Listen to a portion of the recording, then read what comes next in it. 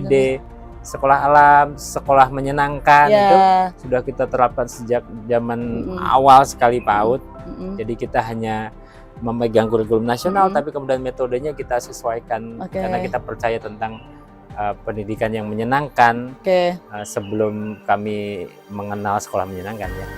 Coba kita tanya ke publik ya, mau orang tua bahkan guru, saya rasa masih banyak guru yang memahami kurikulum itu dengan bukan salah tapi kurang tepat. Apalagi orang tua yang memang tidak punya background pendidikan. Kurikulum adalah buku paket, biasanya begitu. Padahal buku paket itu kan terjemahan penulis terhadap kurikulum. Kalau ke orang tua, karena kami punya kelas parenting yang konsisten, dan mereka sudah apa ibu-ibu, bapak-bapak, apa itu kurikulum, mereka sudah bisa menjawab. Kalau bahasa sederhananya, kurikulum adalah anak usia berapa diajari apa, sudah selesai. Orang tua di kami sudah mengerti itu, bahwa itu loh pegangan kurikulum itu, yang penting anak usia 7 tahun diajari apa, tidak boleh lebih, jangan juga kurang.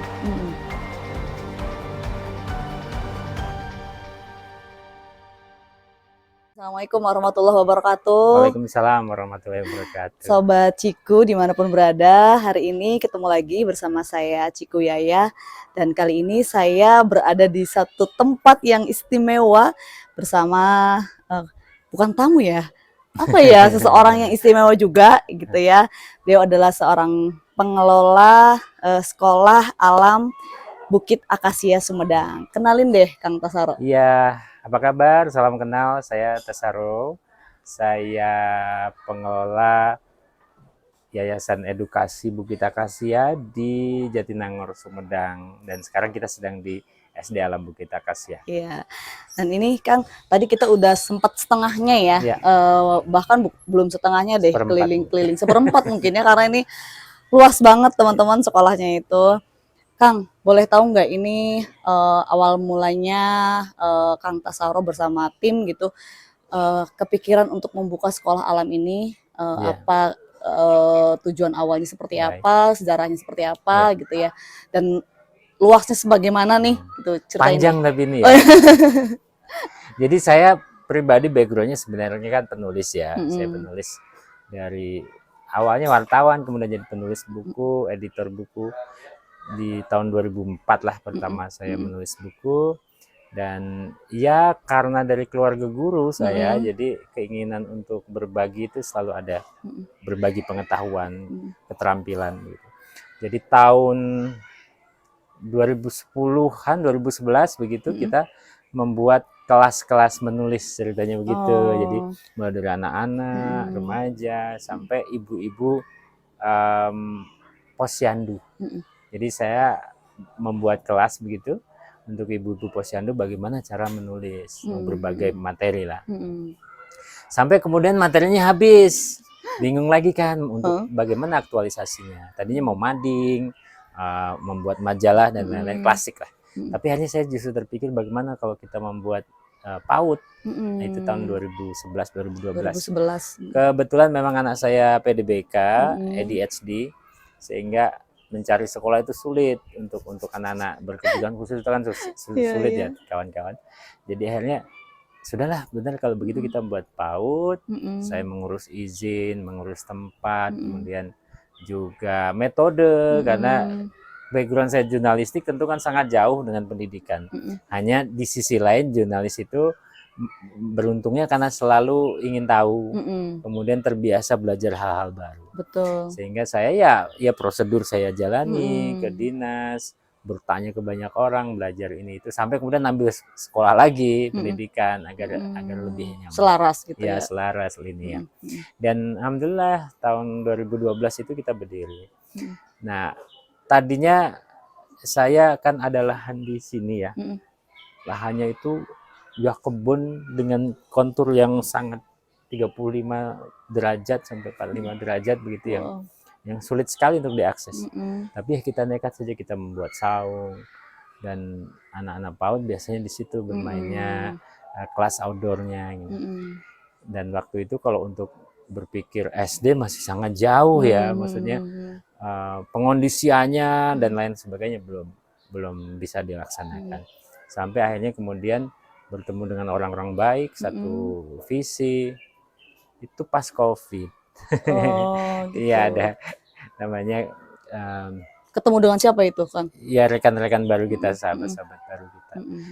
Salah satunya namanya Pak Marta. Sebenarnya masih anak muda ya, tapi kita memanggilnya Pak Marta. Masih sangat muda, Gen Z. Oh gitu. Gen Z akhir mungkin, atau milenial akhir. Oke. Gen Z awal. Apa tuh yang dilakukan dengan Pak Marta? Beliau kan punya usaha peternakan, kemudian juga ada usaha-usaha yang lain. Beliau dan keluarga punya idealisme pendidikan yang sangat bagus. Akhirnya kita banyak ngobrol-ngobrol pas COVID semua orang di rumah kan. Ya, betul. Saya sendiri kan banyak biasanya waktu kan. Betul, biasanya saya kegiatannya keliling gitu, mengisi berbagai pelatihan, bedah buku. Nah, fase COVID itu kita di rumah semua, sehingga kumpul dengan tetangga, dengan sanak saudara begitu. Nah, anak muda ini yang hebat ini ya tetangga kita juga di sini dan punya pengusaha peternakan. Dan akhirnya kita banyak berdiskusi dan kalau begitu kita buat SD-nya saja sekalian begitu. Ya itu awalnya tahun 2020 ya, dan terrealisasi 2021. Awalnya hanya 1 gedung saja di sana. Mulai menerima muridnya 2021. Itu berkembang terus. Tadinya lahan kita yang dibebaskan ya area atas ini saja, karena yang di bawah itu yang tadi tempat menerima tamu melihat tadi, yang di bawah itu masih milik PT Galianse. Jadi kita ini lahannya lahan kritis sebenarnya, lahan yang sangat tidak produktif. Tapi nggak kelihatan loh ya. Sekarang tidak kelihatan. Kayak udah rata gitu, enak itu dilihatnya. Dulu sudahlah konturnya acak-adut, kemudian juga akses susah, keras, batu begitu. Kebayang teman-teman perjuangannya, kemudian prosesnya nggak gampang ya kayak gitu. Lama penggusurannya. Kang, udah berapa murid yang sekolah di sini? Sekarang kalau PAUD sekitar 50 lebih. Wow, udah banyak. Kemudian kalau SD 219, saya sampai hafal. Masya Allah, banyak itu banget. Sampai kelas 4 SD ya. Belum ada lulusan, kita baru kelas 4. Alhamdulillah memang ide sekolah alam, sekolah menyenangkan itu sudah kita terapkan sejak zaman awal sekali PAUD. Jadi kita hanya memegang kurikulum nasional, tapi kemudian metodenya kita sesuaikan karena kita percaya tentang pendidikan yang menyenangkan. Sebelum kami mengenal sekolah menyenangkan ya. Jadi kami coba menerjemahkan itu prinsip-prinsip kurikulum ke dalam kegiatan yang anak itu harus senang gitu. Kang, sebelum lebih jauh nih, tadi saya pengen ke sana, pengen tanya apa yang membuat Kang Tasauro ini tertarik kepada GSM ya? Mau dengan antusias, keren banget ini dengan semangat beliau nih, Kang Tasauro pengen banget mengundang Pak Rizal ke Sumedang gitu. Nah itu apa yang mendasarinya? Setelah saya pelajari semua kurikulum ya, karena sekolah pendidikan kan berarti kita mengakses semua dari CBSA sampai hari ini lah. Saya tuh menemukan sebuah kekeliruan massal. Publik apa itu istilahnya. Coba kita tanya ke publik ya, mau orang tua bahkan guru, saya rasa masih banyak guru yang memahami kurikulum itu dengan bukan salah tapi kurang tepat. Apalagi orang tua yang memang tidak punya background pendidikan. Sekarang mungkin ada adaptasi baru. Kan kita hanya memegang CP saja. Kalau kurikulum sebelumnya Kurtilas berarti kompetensi inti, kompetensi dasar. Setelah itu ya silahkan mau disampaikannya bagaimana. Betul. Nah, tapi karena kita tidak terbiasa, ya ini otokritik terhadap saya juga. Guru terbiasa sesuatu yang semuanya sudah pasti. Bahkan sudah jadi gitu. Sudah jadi. Kreativitasnya tidak distimulasi. Sehingga ketika dimerdekakan juga bingung juga. Kayak gimana gitu ya? Harus bagaimana menerjemahkan gitu. Kurikulum. Padahal menurut saya itu justru sebuah kebebasan. Yang penting kita diberi rambu-rambu. Kalau ke orang tua, karena kami punya kelas parenting yang konsisten, dan mereka sudah apa ibu-ibu, bapak-bapak, apa itu kurikulum? Mereka sudah bisa menjawab. Kalau bahasa sederhananya, kurikulum adalah anak usia berapa diajari apa, sudah selesai. Nah, itu orang tua di kami sudah mengerti itu, bahwa itu loh pegangan kurikulum itu yang penting anak usia 7 tahun diajari apa, tidak boleh lebih, jangan juga kurang. Nah, untuk mencapai ke sana, metodenya kan bagaimana kita. Yang penting anaknya berterima. Nah, itulah sebelum kami menemukan sekolah menyenangkan, kami mencoba menafsirkan seperti itu. Sehingga ketika ya teknologi ya YouTube dan lain sebagainya, kami menemukan gerakan sekolah menyenangkan, jadi loh kok seperti kita ketemu benang merah gitu. Benang merah, dan ternyata kita tidak sendiri, karena selama ini menjelaskan konsep ini sangat sulit. Karena ya itu tadi, kurikulum adalah buku paket. Kebanyakan orang terutama menjelaskan kurikulum kepada orang tua ya. Betul. Itu sulit banget karena yang terjadi di lapangan itu, saya juga kalau misalkan ke anak-anak suka gini nggak Kang? Bu, kok anak saya nggak nulis ya?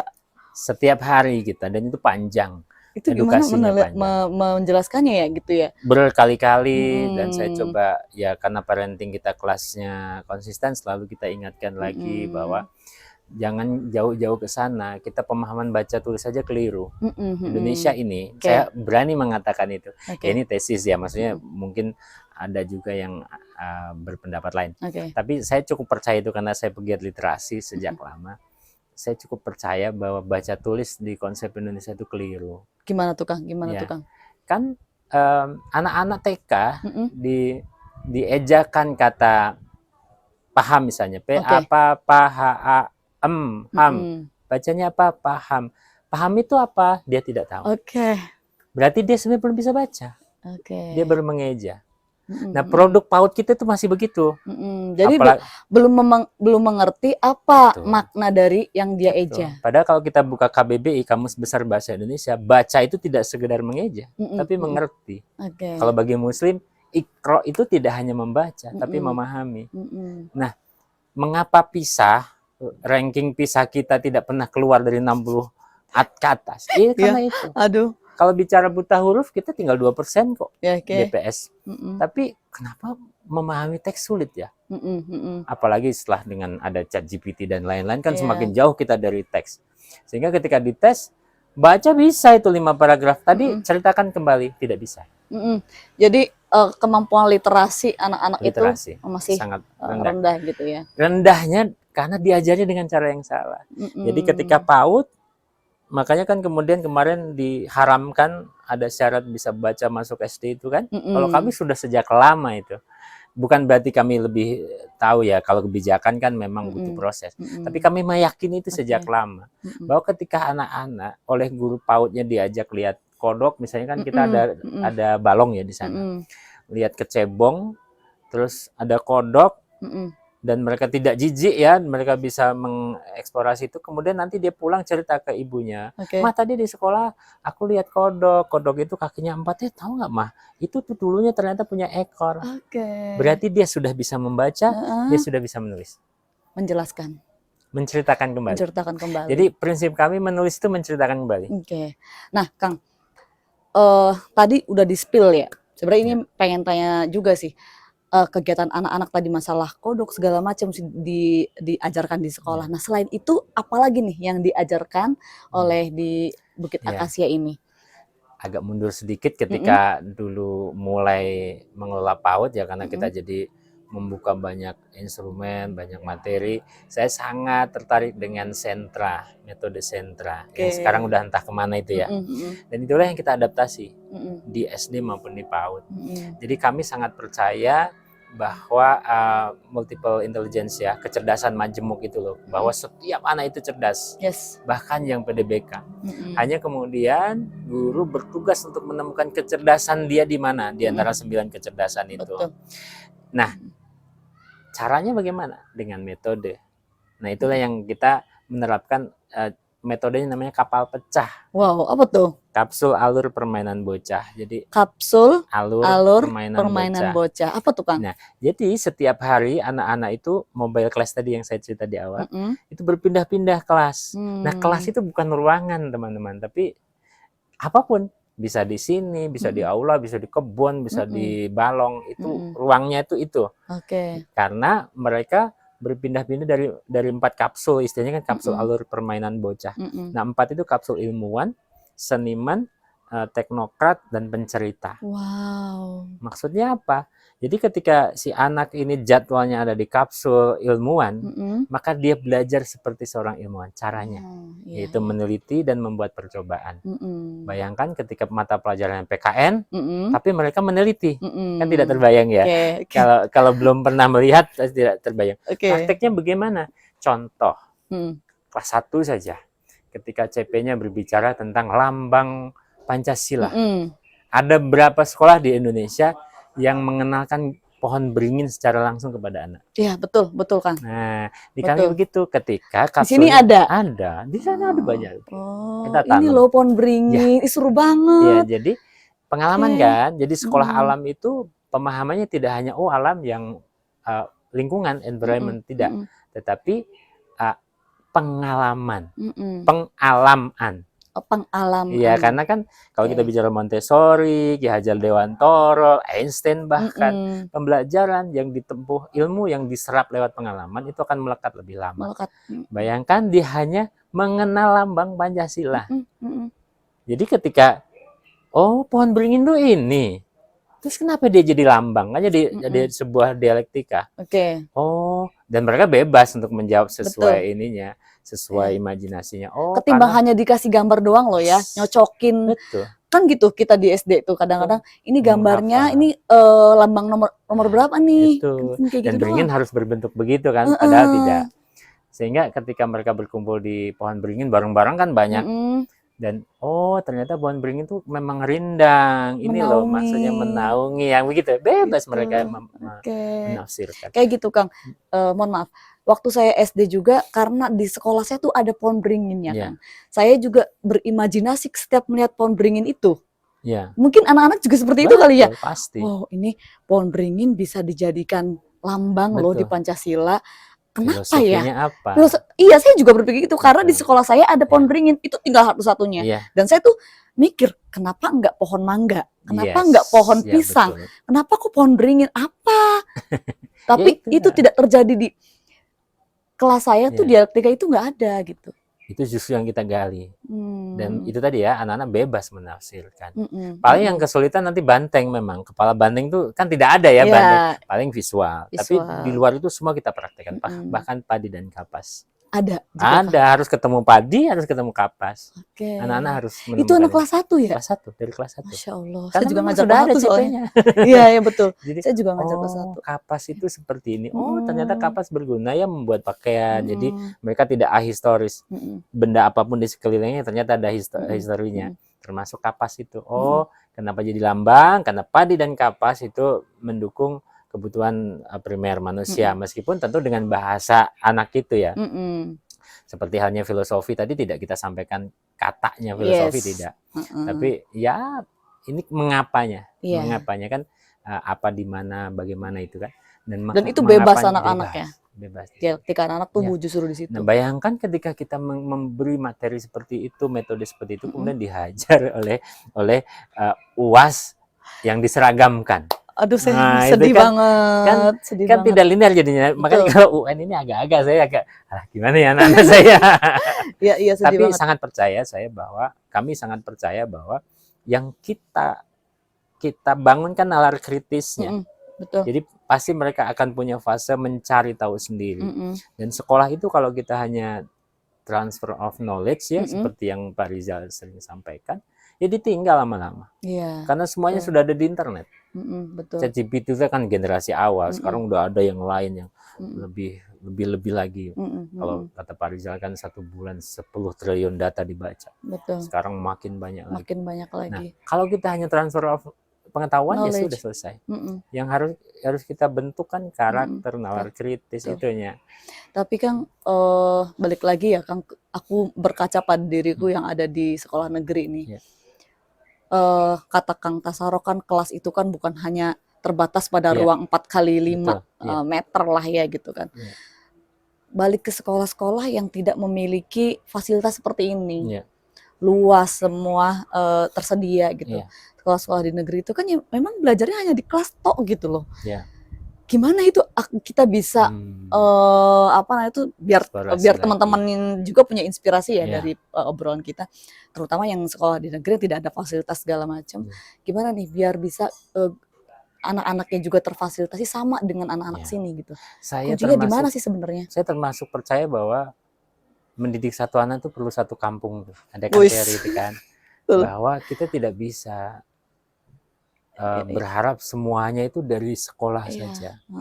Nah kalau kebetulan kita ini kan by design semua, lingkungannya kita buat, ini bahkan tidak ada dengan sendiri kita buat. Tapi bagaimana dengan sekolah-sekolah yang memang terbatas? Kalau kemarin saya ke Majalengka misalnya, sebenarnya sekolah-sekolah itu kan masih ada ya sawah di pinggir, meskipun bukan punya sekolah, tapi kan lingkungannya. Nah dengan filosofi bahwa mendidik itu tidak bisa harus melibatkan satu kampung, itu solusinya. Jadi semua stakeholder yang ada di lingkungan sekolah itu harus terlibat, bahkan warga. Betul. Jadi kalau di kota misalnya memang untuk lahan saja susah. Kalau di desa saya yakin lah masih ada lingkungan sawah, kebun, bahkan warga, penduduk begitu ya. Kalau di kota emang agak sulit, tapi kan kota itu punya lingkungan yang spesifik juga. Sesuaikan dengan lingkungannya situ. Kalau Cirebon banyaknya laut, pesisir, ya berarti kita kenalkan anak-anak pesisirnya. Ya, sebenarnya secara akademi birokratif kita sudah diakomodasi oleh muatan lokal ya. Hanya kadang muatan lokal itu terbatas pada bahasa daerah. Padahal kan tidak. Semua yang ada di lingkungan sekolah itu harusnya menjadi muatan lokal karena dia hidup di situ. Dia harus berinteraksi di sana, harus memecahkan masalah, harus mengenal orang-orang di lingkungan itu. Jadi ada istilahnya learning to the maestro itu kita terapkan di sini. Jadi kita apa itu istilahnya inventarisasi. Di lingkungan kita itu ada siapa saja. Ternyata lengkap di sini. Kita kan bertetangga dengan perumahan. Mulai dari peternakan ada, profesi juga macam-macam, dokter ada, dosen ada, bengkel ada, hampir semua ada. Jadi dipetakan, dimasukkan ke sini. Betul. Masya Allah teman-teman. Jadi tidak di kelas, tidak di sekolah. Jadi apapun fasilitas yang ada di sini sebenarnya by design. Tidak ini sesuka hati kita maunya. Keren banget teman-teman, Masya Allah. Itu yang coba kita terapkan dan alhamdulillah berjalan. Nah Kang, sesuai dengan di GSM itu kan ada 4 pilar ya. Salah satunya adalah penciptaan lingkungan positif. Nah ini mungkin di sini adalah salah satunya teman-teman. Bagaimana GSM ini kalau misalkan kita buat sekolahnya gitu. Mungkin salah satunya di sini. Amin. Penciptaan lingkungan positif. Semuanya bisa kita eksplor untuk dijadikan belajar anak-anak, sumber belajar anak-anak. Insyaallah. Bener nggak sih Kang? Iya, di GSM itu saya belajar istilah-istilah akademiknya kayak begitu-begitu. Karena kalau secara praktik kita otodidak melakukan itu. Tapi ketika menyimak materi dari Pak Rizal, dari teman-teman GSM, oh ini seperti ternyata tadi ya pengelompokannya. Oh ini lagi gitu. Oh tinggal kita masukkan deh ke sana, ke kelompok ini, kelompok ini. Gitu. Jadi alhamdulillah selalu ada insight ya, selalu ada pencerahan baru ketika bertemu para ahlinya kan. Kalau ada konseptor, ada praktisi gitu ya. Ya kita mencoba untuk belajar dari para konseptor dan kita terjemahkan dalam praktik pembelajaran yang memang menyenangkan tadi. Menyenangkan. Sebenarnya menyenangkan bukan berarti senang-senang ya Kang ya, tapi kebermaknaan anak-anak dalam proses pembelajaran itu. Nah Kang, sebenarnya pengen banget nih kita ngobrol banyak tentang sekolah Bukit Akasia ini ya Kang. Mungkin Kang Tasawro bisa spill nggak, sekolah di sini berapa sih biayanya dengan segini fasilitas yang Masya Allah teman-teman. Luasnya aja 5 hektar, bener nggak Kang? Iya, 5 hektar. Semua fasilitas ada, apa aja Kang coba fasilitasnya? Ya fasilitas alam, ya ruang kelas tentu, karena kadang kita masih perlu itu untuk komunikasi publik ya. Orang tua itu kan masih lihat itu, meskipun tidak selalu kita pakai. Kemudian juga kantin pasti. Kantinnya juga representatif banget, bagus banget. Temanya tuh balandongan loh. Iya, balandongan namanya. Tempat jadi di situ juga kadang anak-anak belajar di situ kan ada panggung kecil, mereka menampilkan karya di sana. Ada camping ground untuk berkemah, ada lapangan tentu saja, ada balong untuk eksplorasi nanti di bawah sana. Perpustakaan sedang akan kita bangun yang besar ya di sana. Kalau sekarang masih pojok pojok pustaka lah istilahnya. Tadi saya lihat di Wisma itu ya ada sedikit pojok baca. Kemudian ini apa nih namanya, Kang? Ini namanya rumah kayu kalau kita. Rumah kayu. Ya ini kadang belajar di sini anak-anak juga. Kalau enggak mereka memilih untuk makan siang di sini. Ada juga fasilitas kantin untuk mereka yang memesan catering, tapi bukan makan siang gratis.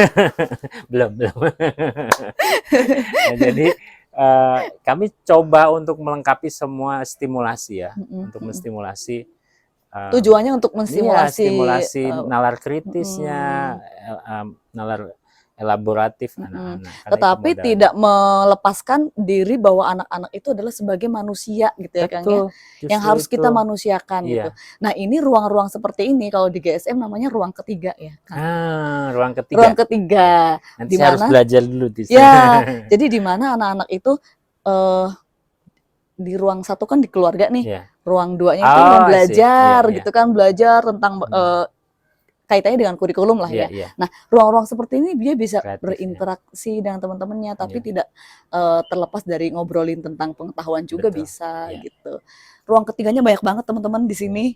Saya juga yang bukan murid betah banget, apalagi anak-anak yang sekolah di sini. Cita-cita kita besar dan mungkin ambisius ya. Kita ingin menciptakan sebuah sekolah taraf internasional tapi yang ramah untuk semua, karena kita kan inklusif. Jadi inklusivitas itu kan tidak hanya bicara PDBK dan anak reguler atau pada umumnya, tapi juga agama, ekonomi, pendidikan. Nah, kita ingin merepresentasikan itu. Jadi soal budget berapa tukang tadi? Kalau tahun ini kita masih masuk itu baru 5 juta. Masuknya 5 juta. Itu sudah termasuk uang kegiatan ya setahun. Kemudian SPP 200.000. 200.000, ya Allah. Kita tidak berencana menjadi sekolah yang sangat tidak terjangkau. Meskipun nanti sudah, misalnya sudah 10 tahun berjalan sekalipun. Tapi memang tujuan kami semuanya harus layak. Jadi guru sebisa mungkin, kalau kami bisa menjadi sekolah dengan gaji guru tertinggi di Indonesia, kenapa tidak? Dan itu yang kita cita-citakan. Tapi tidak akan menjadi sebuah sekolah yang tidak terjangkau, yang lihat SPP-nya saja seperti tidak masuk akal gitu. Karena kan ya harusnya sekolah begitu ya, bisa diakses semua orang, tapi juga punya kualitas baik begitu. Sekolah yang punya kualitas baik, tapi bisa terjangkau oleh siapapun. Harapannya gitu ya, Kang ya. Ya. Dan kenapa internasional? Karena tema lingkungan itu lebih ramah untuk publik internasional. Makanya kita sekarang sudah sedang mengurus Adiwiyata, karena kita memang kita ingin ada di komunitas komunikasi internasional tentang lingkungan. Karena kalau rekan-rekan ke sini akan melihat ini hutan terakhir di Jatinangor. Wow. Mungkin nanti akan jadi hutan terakhir di Jatinangor karena tren properti, adanya kereta api cepat dan sebagainya itu membuat pergeseran properti semakin ke sini, dan kita berusaha menjaga gunung ini, Gunung Gelis namanya. Ini ya. Ya, jadi kita benar-benar jaga. View-nya udah keren banget. Ini sudah nyaris sih sebenarnya lingkungan sekolah ini sudah nyaris akan jadi properti, tapi kemudian kita alhamdulillah diberi kemudahan untuk menyelamatkan lah ini. Ini kalau tidak diselamatkan oleh Kang Tasaro dan tim, udah ini. Sampai karena, atas pasti. Iya, karena udah depan itu udah bangunan-bangunan besar itu Bandung ya langsung ya ke sana ya. Bandung, cekungan Bandung. Jadi kita sunset dapat, sunrise dapat. Gitu. Oke deh Kang, terima kasih untuk waktunya hari ini, keren banget. Nanti kita akan jalan-jalan lagi ya. Siap. Ke bawah ada ruang aula juga yang belum kita datengin ya. Nah, mudah-mudahan nih teman-teman obrolan kami bisa menginspirasi teman-teman dan bisa menjadikan teman-teman guru yang memanusiakan dimanapun berada. Kang, sebelum kita tutup, ada hal yang mau disampaikan nggak sama teman-teman? Iya, jadi kalau kami di Sekolah Lembu Gita Kasih ini kan selalu meyakini hak anak ya, bahwa anak itu memang punya hak untuk belajar, dan ini harus disadari tidak hanya guru. Setiap guru itu adalah orang tua, dan setiap orang tua itu adalah guru, dan itu menjadi poin yang sangat penting untuk bisa secara tim kita menyelesaikan program pendidikan di Indonesia, karena belakangan kita melihat ya banyak sekali kasus-kasus viral yang memang orang tidak melihat secara mendalam, tapi mereka hanya perlu konten 10-15 detik kemudian menjustifikasi. Dan saya pribadi sangat percaya itu terjadi karena kurangnya itu tadi pondasi dalam memahami pendidikan itu kewajiban semua, bahwa orang tua, sekolah, guru memang harus ada dalam sebuah tim yang sama untuk mendidik anak-anak kita menjadi anak-anak yang unggul dan bersaing. Karena mendidik satu anak perlu satu kampung bersama-sama. Yes. Terima kasih, mendidik satu anak perlu satu kampung untuk bersama-sama. Terima kasih, saya Yaya dan Pak Sarul. Sampai jumpa di podcast berikutnya. Assalamualaikum warahmatullahi wabarakatuh.